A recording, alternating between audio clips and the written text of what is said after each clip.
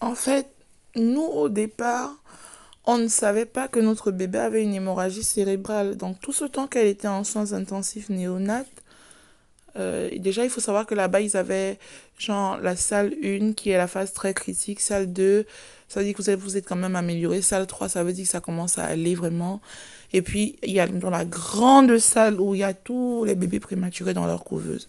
Donc, elle a commencé vraiment par la salle 1. Elle a fait du progrès et tout, mais personne ne nous a jamais dit pendant tout ce temps qu'elle était là-bas qu'il y avait une hémorragie cérébrale. Donc, je pense qu'ils ont fait ça pour nous protéger. Je ne sais pas. Personne ne nous a dit qu'il y avait une hémorragie cérébrale, euh, que le cœur, il y avait une immaturité cardiaque qui était vraiment, comment dire, caractéristique des primas. En fait, il y avait beaucoup de choses qu'on ne nous avait pas dit, quoi. Hello, hello, salut la Miam Miam Family. Ça, c'est notre vidéo numéro 10. Donc, elle fait suite à la vidéo qui vous parle de l'arrivée de notre bébé numéro 2, notre fille.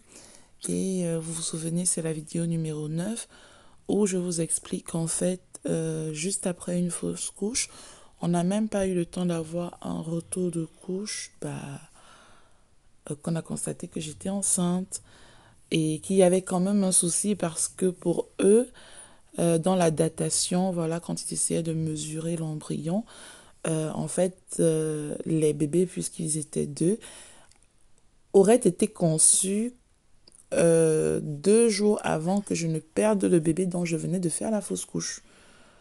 En gros, en fait, j'étais enceinte avant ma fausse couche. En fait, ça n'a pas eu beaucoup de sens. On n'a toujours pas compris jusqu'à présent. Bon, ils ont évoqué un autre phénomène scientifique qui est très lié au fait de la procréation médicalement assistée ou un traitement hormonal ou une hyperstimulation. C'est des choses rares qui peuvent arriver apparemment, on ne sait pas. Comme vous l'avez bien compris dans la précédente vidéo, en fait, on attendait deux bébés. On attendait deux bébés. Un bébé était situé donc dans l'utérus comme il faut, donc intra-utérin, dont la grossesse était bien placée. Et le deuxième bébé, lui, était placé de façon extra-utérine, donc hors de l'utérus.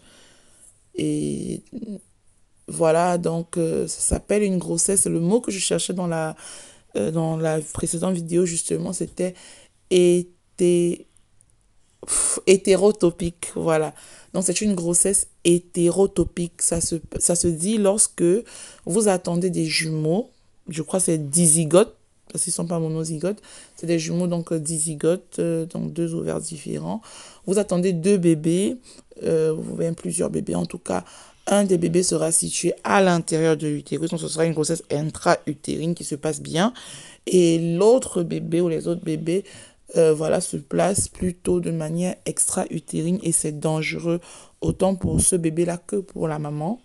On connaît tous les risques d'une grossesse extra-utérine, ce que ça représente, surtout si ça n'a pas été pris à temps. Ça peut vous coûter la vie. Donc, heureusement pour moi, j'étais très attentive, puisque je venais de faire une fausse couche, ça faisait que quelques semaines. J'étais en attente de mon retour de couche et je me sentais comme si j'étais encore enceinte en fait. Et même si oui, c'est normal, quelques temps après une fausse couche, d'avoir un tout petit peu de symptômes de grossesse, mais normalement, ça devrait disparaître. Mais chez moi, ça s'amplifiait. Et puis, je vomissais énormément, chose qui ne m'était jamais arrivée. Je me sentais mal. Et donc, voilà ce qui nous a mis un peu sur la piste. Et c'est comme ça qu'on a découvert la grossesse. En tout cas, pour avoir plus de détails, il faut regarder la vidéo numéro 9 sur notre combat pour devenir parent, où on vous parle de jumeaux, GEU, et voilà, accouchement prématuré. Voilà, donc c'était juste pour faire le point de rappel. Quelqu'un m'a demandé à quoi je faisais allusion quand il y a eu des complications comme ma césarienne et que je parlais en fait, de quand je perdais beaucoup de sang, que j'ai fait une hémorragie et je sentais comme si on m'avait mis dans de l'eau chaude. En gros, déjà vous avez vu, quand on vous disait dans cette vidéo-là que j'ai passé plus de temps qu'il n'en fallait au bloc. En fait, il y avait des complications et mon mari savait, après qu'on a eu notre premier fils par exemple, déjà, au bout de quoi, 35-40 minutes, il m'avait déjà ramené en salle de réveil. Donc, il était à côté de moi. Donc, il n'a pas compris pourquoi, au bout de plusieurs heures, je n'étais toujours pas sortie de cette salle-là, ni le bébé. Et après, ils sont venus lui dire que le bébé avait été emmené en réanimation, qu'elle était née en état de mort, en fait, et qu'elle avait dû être réanimée et intubée et tout. Il a dû signer plein de documents dans la foulée et prévenir ma famille. Bon, ma famille, en gros, c'est juste mon père et ma soeur, qu'il l'a prévenu. Et voilà, donc il comprenait pas pourquoi. Et donc finalement, quand on me ramène au bout de toutes ces complications et de plusieurs heures, en fait, quand je vous explique que je me sentais comme si j'étais dans de l'eau tiède, mais à la fois chaude. Et en gros, si je me souviens bien, eux, ils m'avaient mise dans un sac. Je sais pas si c'est hypothermique. Vous savez, quand on sauve les gens, voilà, qui étaient en train de se noyer ou en mer et tout ça, dans des eaux glaciales, et qu'on les emballe dans des genres de sacs iso, je sais pas si c'est isothermique, si c'est hypothermique en tout cas. Je sais pas si j'ai fait de l'hypothermie dans la salle, parce qu'ils ont dit en tout cas que l'opération ne s'était pas bien déroulée. J'avais eu plein de complications. Mais moi, je me souviens qu'en fait, quand je me réveillais, je me rendormais, quand j'étais entre les états d'éveil, d'inconscience et tout, en fait, j'avais remarqué ce sac et j'avais justement demandé à mon mari, mais pourquoi ils m'ont mise dans ce sac? Pourquoi je suis là? À l'autre césarienne, j'avais pas été mise dans un sac, en gros. Donc, moi, à un moment entre l'éveil et l'inconscience et tout, je lui dis, mais pourquoi vous m'avez mise dans de l'eau chaude? Parce que je commençais à sentir ça chauffer, en fait. Genre au niveau de mes cuisses et puis et vers un peu mes jambes. Mais là, c'était parce que c'est un état de choc. Mais plus au niveau de mes cuisses et de mon dos. En fait, j'avais l'impression que je sais pas, comme si j'étais dans de l'eau tiède et de l'eau chaude en même temps. C'était une sensation assez bizarre. Après, j'étais pas très, très, très consciente aussi. Et puis, je me souviens juste que les machines se sont mises à sonner dans tous les sens. Et je vous ai raconté la scène du docteur qui vient, qui me parle et qui me dit en italien, mais où est-ce que tu vas? Reste ici, où est-ce que tu vas? Et qui, voilà, me secoue et voilà, c'était pas une claque méchante, c'était une claque, voilà, pour essayer de ramener la personne, pour dire, mais t'en vas pas. Et moi, je me sentais comme dans un nuage doux. En tout cas, c'est une belle sensation. C'était rien de douloureux. J'avais juste envie de partir, en fait. Ça me berçait. Et en gros, j'étais en train de faire une autre grosse hémorragie. Et voilà, après, j'ai fait du coma et tout ce que je vous ai dit. Donc, finalement, donc j'ai fait le point sur cela. Alors, il y a quelqu'un qui m'a envoyé un commentaire et qui m'a demandé oui, c'était une grossesse médicalisée, mais en gros, est-ce que j'ai eu trop de symptômes? Oui, j'ai eu tellement de symptômes, franchement, j'ai eu trop de symptômes. Autant pour mon fils, j'avais eu que de légères nausées, mais vraiment de légères nausées. J'avais pas d'appétit, certes, pour mon fils, mais j'avais quand même envie de manger deux ou trois choses spécifiques, comme on vous a dit dans les autres vidéos. Mais là, pour cette grossesse-là, j'avais beaucoup de nausées. Je passais mon temps à cracher, j'étais en hyper salivation. Et je vomissais beaucoup. Je vomissais à longueur de journée, mais je vomissais à n'en plus finir. Voilà. Donc c'était très difficile. Et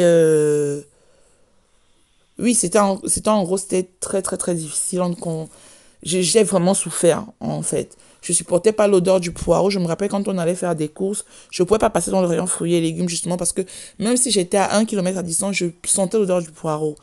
En fait, je détectais le poireau partout, je supportais. Et bizarrement, j'avais envie de rien manger en particulier. Donc, il n'y avait rien qui m'allait, quoi. Donc, j'étais vraiment mal en point. En plus de tout ce qu'on vous a dit pour l'hypermédicalisation de la grossesse, puisque malheureusement, bon, on n'avait pas de choix. Voilà, donc j'ai fait le point sur ce que vous m'avez envoyé. Comme j'ai reçu 3 mails, il y a une amie qui m'a posé une question. Et quoi d'autre? Voilà, j'ai fait le point. Donc, le bébé est né prématuré. Ah, le dernier point, quelqu'un m'a demandé ça.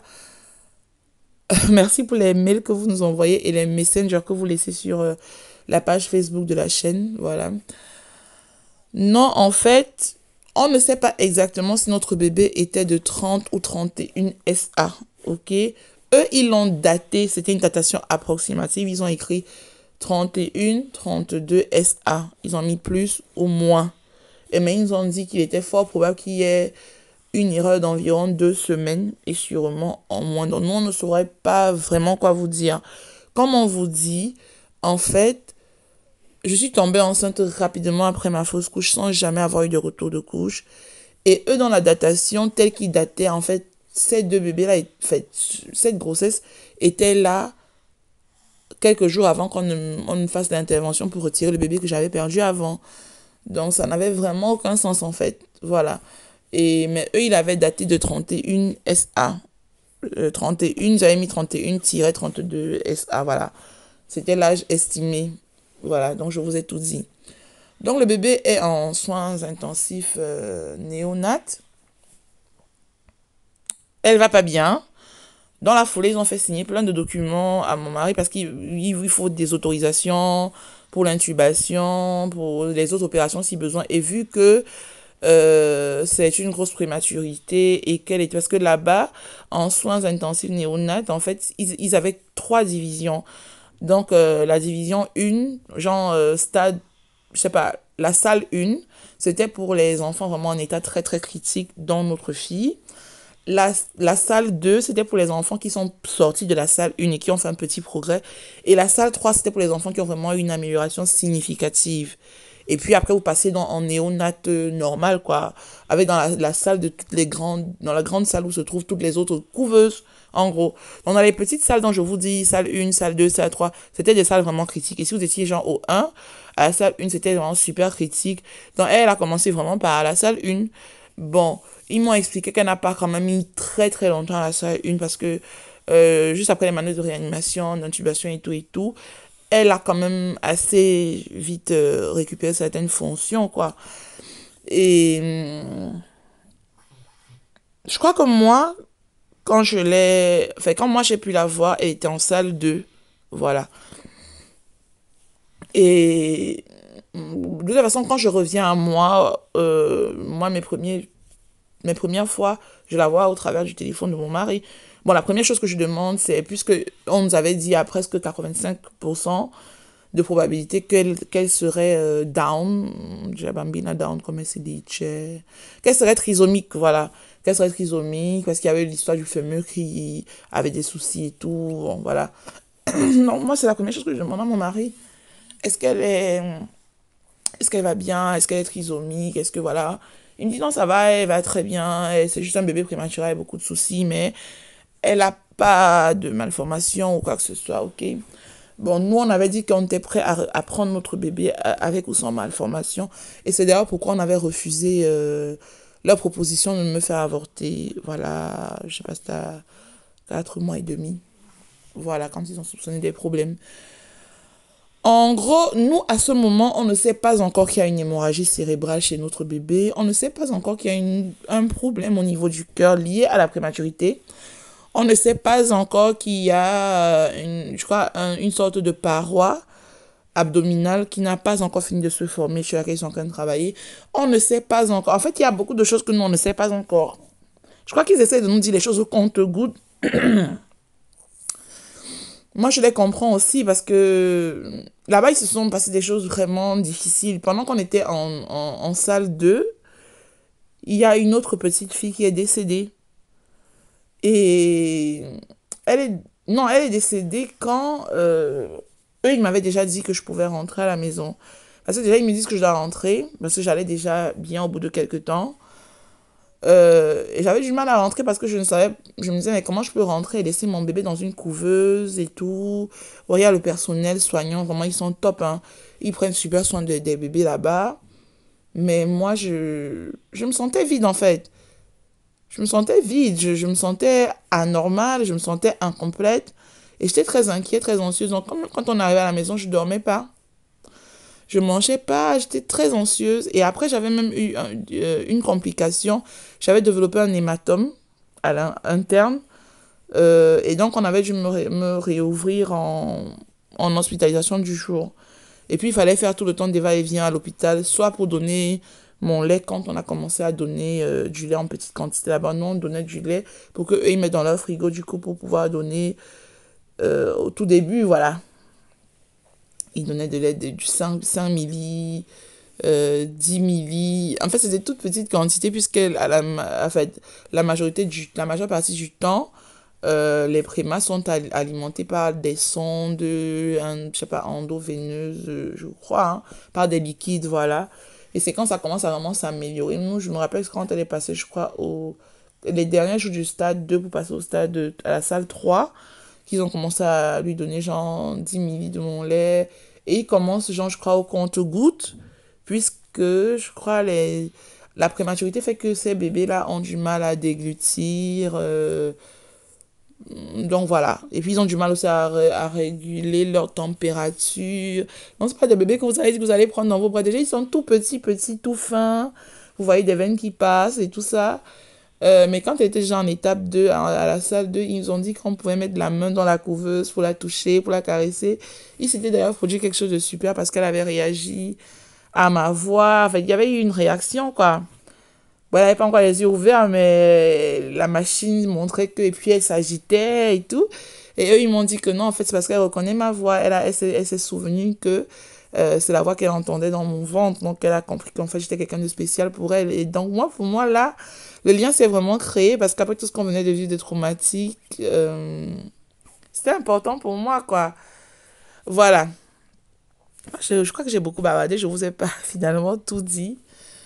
J'essaie de raconter ça, que ce soit joli à entendre, que vous ne perceviez pas forcément le côté difficile, voilà, du parcours, même si c'était vraiment très difficile parce que quand je rentrais à la maison, j'avais peur tout le temps de recevoir l'appel de l'hôpital, peut-être pour m'annoncer que est-ce que mon bébé n'est plus là, est-ce que mon bébé a une complication, donc voilà. J'étais vraiment pas bien. Elle était toute petite. Elle avait pas de cheveux du tout. Donc, quand les gens qui disent que non, quand tu vomis, que tu as beaucoup de nausées pendant ta grossesse et que le bébé a beaucoup de cheveux, c'est faux. En tout cas pour moi, parce que pour mon fils, j'avais pas eu tout ça. Et pourtant, mon fils avait une grosse tignasse comme ça. Il a eu plein de cheveux, grosse touffe. Il en a toujours d'ailleurs jusqu'à aujourd'hui. Ma fille, par contre, elle avait le crâne, franchement, presque, il y avait rien du tout dessus. Et pourtant, j'ai beaucoup. Même le matin où ils allaient m'opérer, j'ai vomi en salle d'opération avant qu'on ne m'endorme. Donc, moi, j'ai vomi jusqu'à la dernière minute. J'ai eu plein de nausées jusqu'à la dernière minute, sincèrement. Et j'ai eu des soucis aussi avec le fer, mais c'était une marque que j'avais pas l'habitude de prendre. Et je sais très bien que moi, le fer, il y a une marque spécifique qui s'appelle Ferrograde. Si c'est pas Ferrograde que vous me donnez pour le fer, tout le reste, ça va me faire vomir, vomir au point où je vais faire un malaise. Donc, je réagis mal au fer. Certains fers, certaines marques. Voilà. Qu'est-ce que j'essayais de vous raconter en gros? Nous, on va essayer de sauter les étapes. Les choses s'améliorent petit à petit. On passe à l'étape où ils nous disent un jour que ils ont mis 15 millilitres de lait non, c'était plus dans une pipette, c'est dans un biberon. Et ils ont dit que c'était à nous de donner au bébé. Et on avait peur. Parce qu'au départ, on voyait comment ils envoyaient les mains dans la couveuse.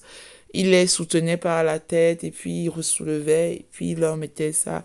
Puis petit à petit, ils ont dit qu'elle pouvait sortir pour quelques instants, manger, être dans nos bras, rentrer. Ça, c'est vraiment au bout de plus beaucoup de temps, hein, quand elle allait déjà mieux. Et moi, j'avais peur ce jour-là, j'arrivais pas à la tenir parce que le premier bébé que moi j'ai tenu faisait presque 5 kg, 58 cm. Et là, j'étais avec une feuille vraiment très légère face à moi, quoi. Et j'avais peur de la casser, de lui faire du mal, je sais pas. Donc, ils m'ont aidé. Et puis, ce jour-là, ils m'ont dit que je pouvais la changer. Ils nous ont montré comment on change un prématuré. Ils nous ont dit comment s'occuper d'elle quand on va rentrer à la maison. C'est vraiment des petits bébés, hein. Très, très, très petits. C'est même pas juste imaginable, quoi. Arrive donc enfin le jour où ils nous appellent. Et moi, je panique. Et je me dis, mon Dieu, s'ils appellent, c'est qu'il y a un problème. E je mets à pleurer, je leur dis, mais tu appelles che chiamate, perché chiamate, che c'è, che cosa sta succedendo? Pourquoi vous appelez, qu'est-ce qu'il y a, qu'est-ce qui se passe? Et ils m'ont dit, non, ne vous inquiétez pas, il n'y a rien de mal. C'est pour vous donner une bonne nouvelle, votre fille peut sortir aujourd'hui. Oh my God! J'ai couru avec mon mari, on allait là-bas. Ils nous ont appelés, il était peut-être 10 heures. Et nous, c'est qu'à 21 heures passées qu'ils ont enfin fait signer tous les documents pour la sortie. Et à ce moment, ils nous font asseoir, ils nous disent non, en fait, le bébé a une hémorragie cérébrale. Et on leur dit, ok, vous attendiez quoi pour nous raconter ça, en fait? Non, votre bébé a une hémorragie cérébrale. Il y a la maturité cardiaque n'est pas là, donc il y a des petits trucs qui sont pas encore bien faits au niveau du cœur. Mais c'est vraiment lié à la prématurité. Certains bébés prématurés naissent comme ça. Après, ça s'arrange des fois. Et même si, non, on va faire une opération du cœur pour arranger ça nous-mêmes, ne vous inquiétez pas. Pour l'hémorragie cérébrale, vous savez ici tout le temps, parce qu'on a fait des échographies du cerveau. histoire de voir comment ça évolue. Sinon, on va faire une intervention au niveau du cerveau pour poser une sorte de drainage. Ah, moi, du coup, je leur dis, je ne rentre pas avec ce bébé à la maison, vous allez la garder ici. Ah non, moi, je rentre pas avec elle. Moi, j'ai peur parce que ça dit que j'avais dans ma tête, c'est qu'elle pouvait mourir à n'importe quel moment. Et je me disais, mais je vais rentrer avec elle comment? Je imaginais que le sang se balade partout dans sa tête. En fait, j'étais apeurée. Et donc, moi, je leur dis, non, non, non, vous la gardez. Moi, je peux pas. Vous la gardez. Et ils me disent, non, mais vous devez partir. Je dis, non, c'était bizarre parce que moi qui avais toujours voulu avoir mon enfant avec moi, finalement, j'avais peur d'avoir mon enfant. Et je leur disais, non, vous devez la tenir parce que finalement, c'est l'endroit le plus sûr pour elle ici. C'est l'endroit le plus sûr. Et nous, cette nuit, ça a été une nuit de panique. On s'est mis à pleurer tous les deux. On a dit au médecin, mais pourquoi vous ne nous avez pas dit ça avant? Donc ça veut dire qu'elle est pas bien. Oh my God. C'était vraiment dur. Hein. C'était énormément, mais énormément C'était vraiment difficile. dur. Et vous voyez un peu le paradoxe, c'est que nous, au départ, on avait hâte qu'on nous dise enfin un jour que voilà, elle peut sortir de des soins intensifs néonates et tout ça. Et vous voyez, elle a fait stade 1, stade 2, stade 3. Elle est passée en néonat général, puis elle est passée de la couveuse au lit chauffant, quand elle pouvait déjà réguler toute seule sa température, respirer de manière autonome. Donc il y a eu plusieurs étapes en fait qu'elle a traversées, ok? Et pendant ce temps, il y avait déjà des spécialistes de la rééducation néonatale qui venaient la voir à l'hôpital. Donc il y a eu beaucoup de choses qui se sont faites. Il y a vraiment beaucoup de choses que j'ai traversées, vous comprenez, dont je ne vous donne pas les détails. Il y a eu des infections en cours qu'ils ont soignées là-bas. Il y a eu beaucoup de choses. On était tout le temps voilà, sur un fil assez léger. On avait peur, en fait. On marchait sur des œufs. Et quand on se disait, ouais, il faudrait qu'enfin, surtout quand il y a eu le décès de l'autre bébé là, là-bas en néonatologie, nous on a été fortement impactés. Et je me rappelle, j'ai vécu cette semaine avec la peur au ventre que mon Dieu, quand on ne nous appelle pas comme on a appelé l'autre famille, voilà, pour dire, ok, le bébé est en train de rendre l'âme, préparez-vous, machin. Et donc finalement, eux, ils nous appellent pour nous dire, vous pouvez rentrer avec votre bébé. Et que voilà, vous voyez, c'est bizarre parce que nous, on leur dit non, on ne veut pas rentrer avec elle. Parce que dans notre tête, je veux dire, si vous nous annoncez qu'on est en train de partir, et sur le coup, vous nous dites qu'il y a un problème avec son cœur, qu'elle a une hémorragie cérébrale, qu'il y a ci et ça. Bon, il y avait 4 grands problèmes, mais les 2 principaux, c'était l'hémorragie cérébrale, la paroi du cœur, voilà. Et il y avait autre chose pour le tube dans la paroi abdominale. C'est vraiment les 3 grands, voilà. Et nous, on a peur en fait. On leur a dit non. On rentre pas avec elle. Non, le meilleur endroit pour elle, c'est ici. Vous devez continuer à la garder en néonate. Elle doit continuer à rester avec vous. Nous, on ne reste pas avec elle. On rentre pas avec elle. Donc, ils nous ont dit non, en fait. On allait être à l'hôpital une fois, je crois, par semaine, oui. Une fois par semaine, on allait être là pour faire une écho abdominale, une écho cœur. Et c'était surtout l'écho abdominale et l'écho cérébral. Parce que l'écho cœur, il nous avait dit qu'on devait faire genre chaque 1 mois et demi. Voilà, pour voir comment ça allait. C'est un problème qui pouvait se gérer sur le long terme, quoi. Donc, on avait vraiment peur pour cette histoire d'hémorragie cérébrale. Surtout que oui, eux, ils nous disent qu'on doit venir à l'hôpital une fois par semaine. Mais en même temps, ce jour-là, ils nous annoncent que il y a un neuropédiatre déjà de notre ville qui nous attend. Ils ont déjà pris un rendez-vous avec elle pour nous. Neuropédiatre qu'on connaissait d'ailleurs personnellement. Et en fait, elle va suivre notre bébé. Et nous, on leur dit, suivre par rapport à quoi?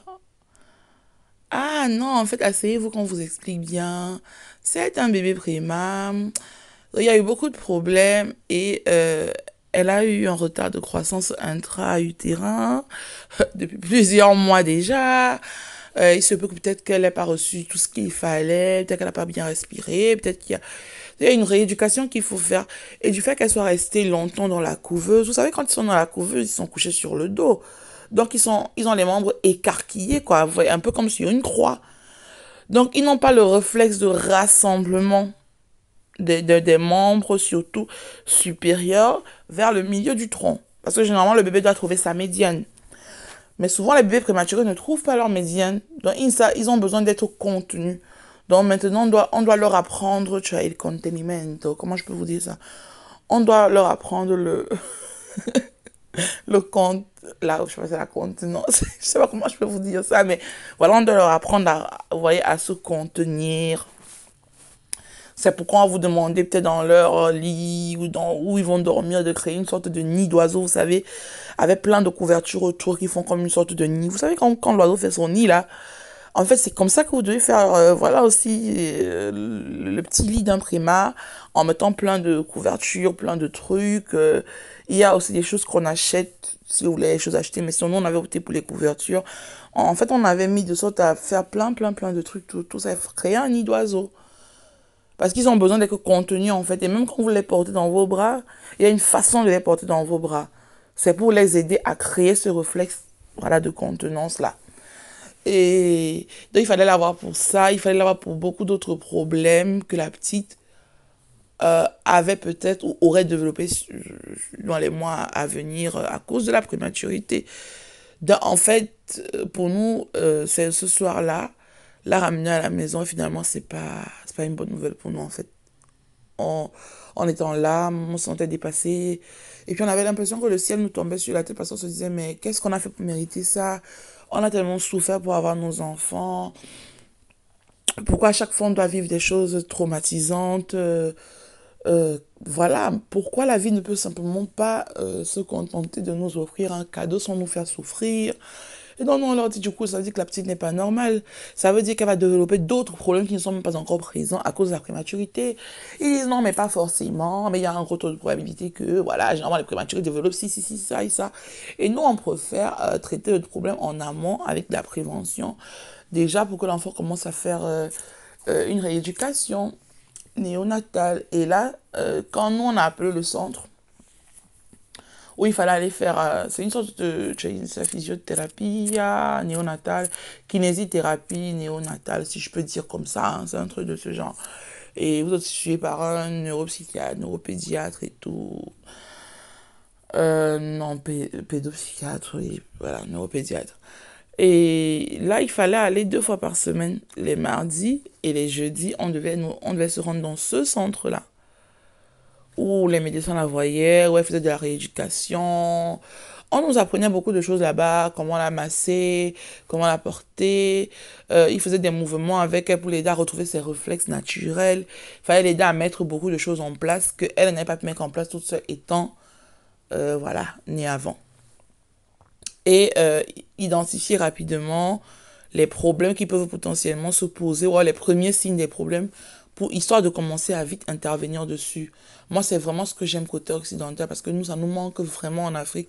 Des fois, je me dis, mais qu'est-ce qui me serait arrivé si j'avais eu mes bébés en Afrique, parce qu'ils ne nous mentent pas. Ils ont vraiment plein de trucs ici, quoi. Ça fonctionne bien. Donc, voilà ce que nous on fait, hein, entre-temps. Donc, il faut aller dans cet endroit-là 2 fois par semaine. Et puis, eux, déjà, à l'hôpital, nous annoncent qu'il faut venir à l'hôpital aussi 1 fois par semaine pour cette histoire d'échographie. Et de temps en temps, pour d'autres examens qu'elle doit faire, pour d'autres contrôles et tout. Du coup, moi, je sors de l'hôpital avec elle. Mais au final, disons, au moins les 9 à 10 premiers mois que nous passons hors de l'hôpital avec elle, c'est des mois où nous sommes tout le temps à l'hôpital.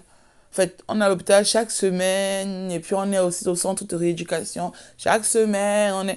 Donc, les gens ne comprenaient pas forcément notre programme. C'était difficile à organiser.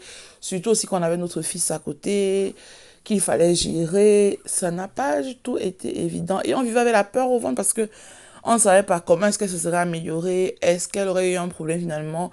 Est-ce qu'il y aurait eu un handicap? Est-ce que... Il y avait tellement de questions auxquelles on n'avait pas de réponse. Et eux-mêmes nous disaient de prendre une chose à la fois. Donc, on faisait les échographies chaque semaine, échographie cérébrale. Ok, comment ça va au niveau de l'hémorragie, comment... Je vais vous passer plein de détails. On a aussi découvert beaucoup de choses dans ce parcours.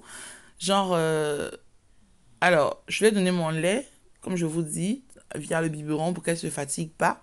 Et petit à petit, ils ont commencé à dire, ok, un coup c'est biberon et un coup c'est le sein, un coup c'est biberon. Comme ça, elle ne perd pas toutes ses forces. Mais il y avait aussi un lait spécial qui m'avait demandé de donner à côté. C'est un lait conçu pour les prématurés.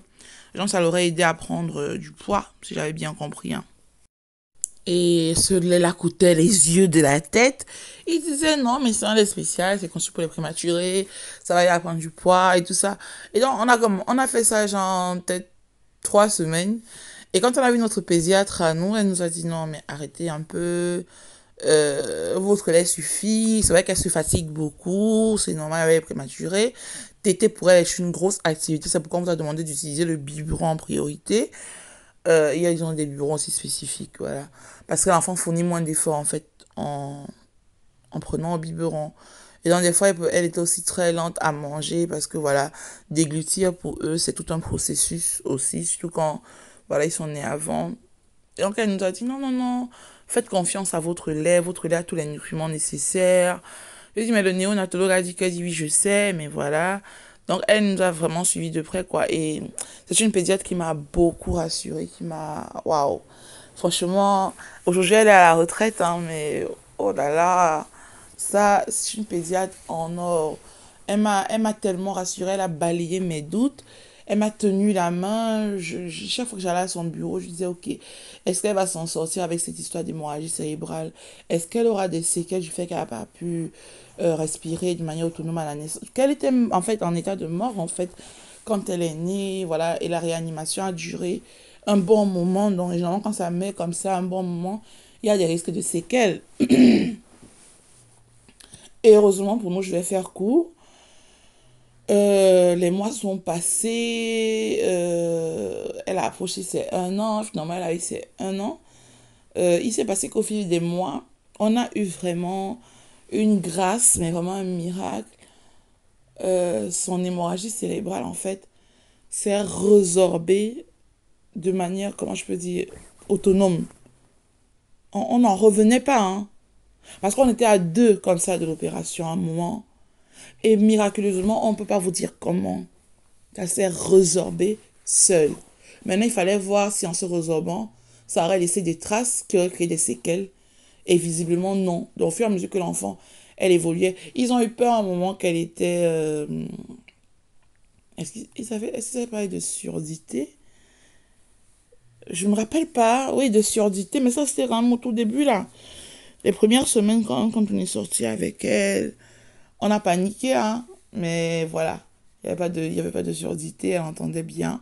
Elle a bien réagi au test parce que ils nous ont envoyé dans un autre centre faire un test spécifique et tout pour Louis. Et non, non, non. Au niveau auditif et tout, son ouïe fonctionnait très bien. Et là, il m'avait vraiment fait peur. Hein. Donc, je vous disais que l'hémorragie s'est vraiment résorbée toute seule. Il n'y a pas eu besoin d'intervention. Le cœur, il a fallu un peu plus de temps. Donc, ça a pris au total, quand même, pour son cœur, 2 ans et demi environ. On a été toujours suivis de près pour voir comment ça se passait. Et la paroi abdominale, il nous a fallu environ 18 mois. Voilà. Donc, elle n'a pas eu besoin d'autres interventions en dehors des interventions qu'elle avait déjà subies quand elle était à l'hôpital.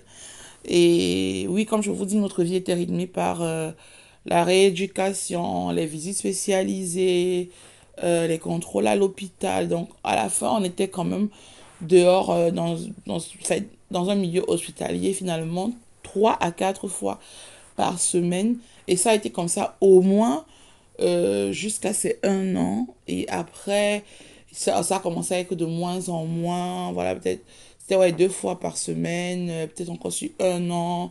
Et puis de moins en moins. Donc, en fait, quand vous avez un bébé prématuré, attendez voir ce qu'il y a un suivi vraiment rapproché et que ça se fasse, genre, sur les 2 premières années de vie, au moins intensivement. La première année, oui. Et vous commencez quand même à retrouver un semblant de normalité, quand même, déjà à partir de la. Ouais, moi, en tout cas, nous, quand même, à partir déjà de ces 18 mois, 24 mois, donc vers ces 2 ans, oui, on arrivait déjà petit à petit à vivre, en fait, à profiter d'elle. Bon, on a quand même profité d'elle, hein, parce que eux, ils nous avaient dit, ne la regardez pas comme si elle avait un souci, ok? Regardez-la juste comme un bébé, c'est tout. Parce que si vous vous mettez dans la tête qu'il y a un souci, il y a un souci, il y a un souci, vous conditionnez tout pour elle et elle-même elle va sentir ça finalement et refléter ça.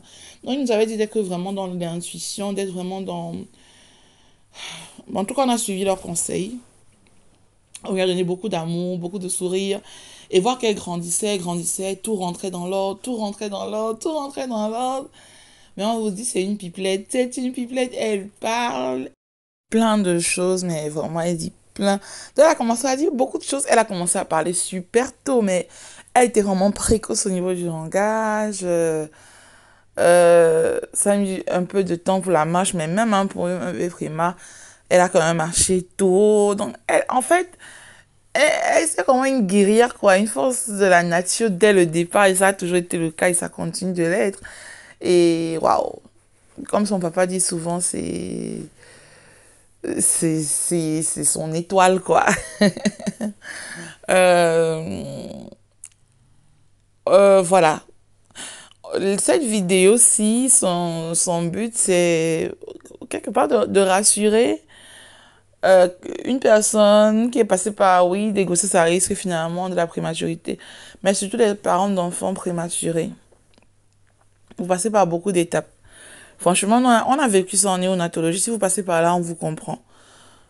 Si vous voulez poser des questions, si vous avez besoin d'un conseil, n'hésitez pas. On est passé par là, nous, on sait vraiment ce que c'est. On sait, parce que même là, dans la vidéo, on n'a même pas pu déjà dire, enfin, j'ai pas pu, puisque je suis en train d'enregistrer seul, dire tout ce qu'on a vécu avec, et surtout, peut-être qu'on on n'a pas non plus aussi envie de présenter trop de détails, peut-être nous pour ne pas revivre certains mauvais moments, et peut-être aussi parce qu'on ne veut pas transmettre trop de tristesse, voilà, à toutes ces personnes qui nous écoutent. Donc on veut juste que vous reteniez quand même le côté magnifique dans l'histoire quand même, la leçon derrière. Et oui, c'était dur, parce que quand on disait qu'ils sont là-bas, nous, voilà, ils m'ont dit qu'elle était en stade 1, et en ça, c'était vraiment critique en fait. Ils ne savaient pas si, ils ont internet, je l'avais fait attendre, non, est-ce qu'elle aurait survécu ou pas. Et à ce moment, son père même ne la voyait pas, son corps. Oui, il avait eu accès à la salle 2 jours après, il avait pu faire des photos. C'est une salle en isolement et tout dans les choses anciennes néonates, mais c'est vraiment l'état la plus critique dans le stade 1 où ils sont. Et puis, quand il y a eu des semblants d'amélioration, qu'un jour elle est passée en stade 2, c'était déjà quelque chose. Mais c'est pas gagné parce qu'en fait, vous devez passer du stade 1. En fait, tous les prématurés qui arrivent en état critique, là, ils doivent passer du stade 1 au stade 2, puis du stade 2 au stade 3, et puis maintenant intégrer la néonate générale. La néonate générale, c'est juste que le bébé est primaire ou en petite souffrance ou en peu légère prématurité, et puis il passe en couveuse, comme la néonate générale qu'on connaît, quoi. Mais là, elle n'était pas juste en néonate, elle était en soins intensifs néonate et en réanimation. Donc, c'était assez particulier. Il a fallu qu'elle traverse toutes ces étapes-là. Et on va des jours on arrive, on entendait la machine sonner, ou alors, quand on a commencé à nous la tenir, et quand on voit l'enfant devenir comme violette, on arrive un matin, on la trouvait comme si on dit non, vous inquiétez pas, ils ont du mal à réguler leur température. Il y a eu ça, ou des fois vous arrivez, ben, le moniteur commence à crier dans tous les sens, et on vous demande de sortir, peut-être parce qu'il doit faire des manœuvres, et on doit vous mettre dehors, vous savez pas ce qui se passe dans... et voir ça sur un tout petit, mais un tout petit minuscule bébé comme ça vous fend le cœur. Et moi, vraiment, j'étais en souffrance. Parce que comptez que je faisais aussi toutes ces choses-là à l'hôpital, pour ses visites à elle, ses soucis à elle et tout. Mais à côté, je devais aussi aller pour ma blessure qui, elle, du coup, elle est restée ouverte pendant presque 7 mois. Elle est ouverte pendant presque 7 mois. J'ai pas vraiment fait une grosse dépression postpartum. J'ai fait vraiment une dépression qui a été contenue en, je sais pas, en quelques semaines, comparé à quand j'ai eu mon fils, mon bébé 1, où j'ai eu une dépression postpartum qui a duré, oh là là, ça a duré vraiment longtemps. Je crois que la dépression, ça m'a accompagnée peut-être pendant 8 à 10 mois après la naissance de mon fils. Et c'était une dépression violente. J'avais même des fois envie de mourir, en fait. J'avais des pensées noires, comme s'il fallait que je me Je me suicide. J'avais des idées vraiment noires, je pleurais beaucoup. C'était très difficile. Et bizarrement, pour ma fille, malgré vraiment tout le traumatisme et tout, j'ai eu une forte dépression, mais qui a vraiment été contenue hein, sur, je sais pas, peut-être, je sais pas, hein, 2, 3 mois comme ça. Après, j'étais aussi mieux entourée, vous voyez. Parce qu'après, c'est des détails sur lesquels je vais revenir après. Euh, pour mon fils, sincèrement, c'est avec l'histoire de la belle famille. Et bon, certains détails dans lesquels j'ai pas envie d'entrer, vous voyez. Ou carrément des personnes de la belle famille qui m'incitaient même à... Mais tu peux mourir si tu veux, hein, mais si tu meurs, ça va rien nous faire. Tu peux mourir maintenant, nous on va s'occuper de notre enfant. Euh, je leur ai jamais fait part de ce que moi je ressentais. Mes gens qui me disaient, ben, t'es pas content, tu peux mourir, tu peux. Et à force d'entendre ça, moi, j'ai commencé à me dire, ben, je peux même vraiment mourir, en fait. Sauf que je me disais, ben, je meurs, c'est eux qui vont s'occuper de mon fils, je vais pas laisser mon fils. Et des fois, je disais, mais qu'est-ce que je fais? Je meurs avec mon enfant. Et du coup, je me demandais, mais tu as tellement souffert pour l'avoir, pourquoi tu vas faire ça? Non, ça a été une longue, grosse dépression que je ne souhaite à personne. À personne. Par contre, pour bébé 2 pour notre fille prématurée, ça n'a pas été très long. Ça a vraiment été. Et voilà, on arrive au terme de cette vidéo. Je continue à dire on parce que dans ma tête, j'enregistre toujours avec monsieur Miam Miam qui n'est pas là aujourd'hui. Donc, j'enregistre seule. Et bon, quand je parle on, c'est parce que quand je dis on, c'est parce que pour lui, c'est moi c'est lui. Donc voilà, on peut dire on. Et voilà en gros, hein. Voilà en gros comment ça s'est passé. Et oui, je crois que déjà dès l'étape des 1 an, t'es super content. Bon, ça a pas été du tout un bébé potelé, elle était très maigre. D'ailleurs, elle est encore. Nous, à quand même, moi, déjà, à partir de 2 ans, j'ai commencé à m'inquiéter. Parce que les gens nous posent aussi des questions. Mais est-ce que la petite va bien? Qu'est-ce qu'il y a? Pourquoi est-ce qu'elle est maigre? Pourquoi est-ce que machin? Voilà, quoi. Donc, j'ai beaucoup posé des questions au pédiatre qui m'a rassuré que non, les enfants prématurés, c'est des fois comme ça. Mais vous savez, quand ils grandissent, vous ne les reconnaissez pas. Ils peuvent devenir très potelés. Quand ils grandissent, donc ne vous inquiétez pas. Voilà. Donc, elle a été particulièrement frêle. Et c'est que maintenant, là, qu'elle commence à m'avoir des pics au niveau de sa taille. Elle reste quand même vraiment maigre comparée à ses frères et sœurs, mais voilà, disons qu'elle a, entre guillemets, récupéré un peu de petit poids, quoi. Même si, oui, comme vous la voyez, ça reste quand même le plus petit de mes enfants physiquement. C'est juste que là, maintenant, il commence à gagner en taille. On est même surpris de l'avoir poussé autant. Et voilà. Donc, enfin, je vous ai tout raconté. Et je suis toujours on. Euh, je sais que la vidéo a été très longue, mais sachez que j'ai même essayé de raccourcir comme je pouvais. Et c'est pas forcément des thèmes où j'ai l'expertise nécessaire. Je veux dire, j'ai pas le recul nécessaire puisque je suis émotionnellement impliquée dans l'histoire. Donc, des fois, je vais raconter, j'aime m'attarder sur certaines parties. Je vais pas donner de l'importance à des parties qui sont peut-être importantes, que je devrais. Donc, c'est encore un tout début où je m'ouvre petit à petit. Donc, soyez bienveillants et compréhensifs. Voilà, j'espère que c'est toutes ces séries, toutes ces capsules sur la grossesse, l'accouchement et tout, ça vous aide, ça vous redonne du sourire, ça vous donne des informations, ça vous aide à vous retrouver par rapport à votre propre situation, parce que le but c'est vraiment ça, ça vous encourage, ça vous redonne de l'espoir. Voilà, on se dit à bientôt. Abonnez-vous massivement parce que vous êtes nombreux à regarder la chaîne, mais vous êtes très peu à vous abonner. On ne sait pas pourquoi. Donc, quand vous regardez, laissez quand même un like parce que liker, c'est vraiment nous encourager. Et vous abonner, c'est nous encourager de la meilleure des manières. Ok, c'est votre meilleure façon de nous soutenir. Donc, abonnez-vous et surtout likez la vidéo. Ok? Bon, à bientôt avec la vidéo sur l'hyperprolactinémie et la stérilité. Ciao!